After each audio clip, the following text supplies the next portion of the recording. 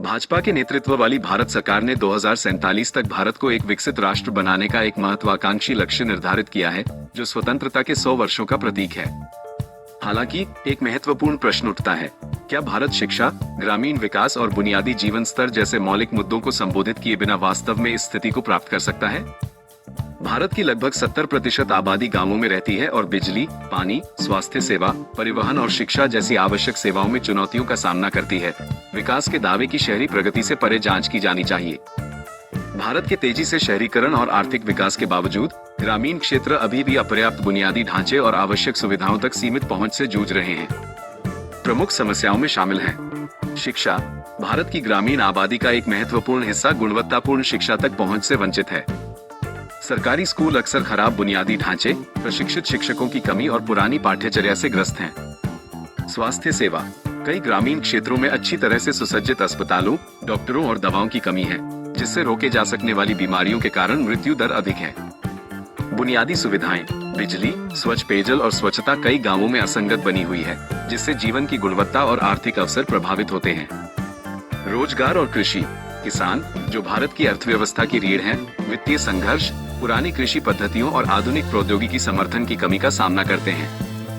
दिल्ली, मुंबई और बेंगलुरु जैसे शहरी केंद्रों ने प्रौद्योगिकी, व्यवसाय और बुनियादी ढांचे में उल्लेखनीय प्रगति देखी है। हालांकि केवल महानगरों तक सीमित विकास एक राष्ट्र की सच्ची प्रगति को प्रतिबिंबित नहीं करता है। एक विकसित राष्ट्र को सभी क्षेत्रों में समान विकास सुनिश्चित करना चाहिए और अपने नागरिकों को उनके स्थान की परवाह किए बिना आवश्यक सुविधाएं और अवसर प्रदान करने चाहिए। शिक्षा विकास की नींव है। एक अच्छी तरह से शिक्षित आबादी नवाचार, आर्थिक विकास और समग्र सामाजिक स्थिरता में योगदान करती है। शिक्षा में उचित निवेश के बिना भारत अपने विकास लक्ष्यों से चूकने का जोखिम उठाता है। सरकार को निम्नलिखित को प्राथमिकता देनी चाहिए।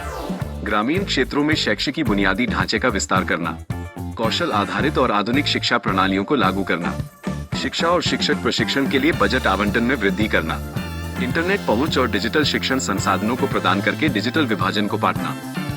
एक विकसित राष्ट्र बनने के लक्ष्य को प्राप्त करने के लिए भारत को व्यापक नीतिगत सुधारों की आवश्यकता है, जो निम्नलिखित को संबोधित करते हैं। ग्रामीण बुनियादी ढांचा विकास, ग्रामीण सड़कों, जल आपूर्ति और बिजली पहुंच को मजबूत करना।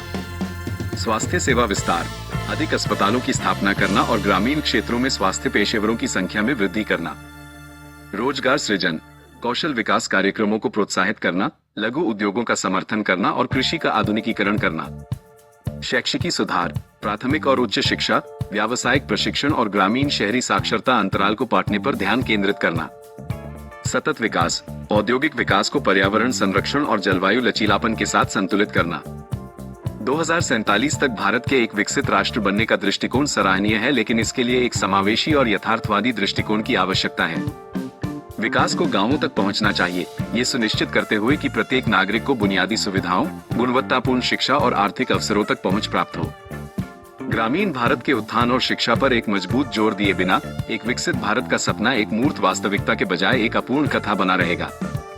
वास्तव में प्रगति करने के लिए सरकार को उन नीतियों को लागू करना चाहिए जो केवल शहरी आधुनिकीकरण पर ध्यान केंद्रित करने के बजाय समग्र विकास को प्राथमिकता देती हैं।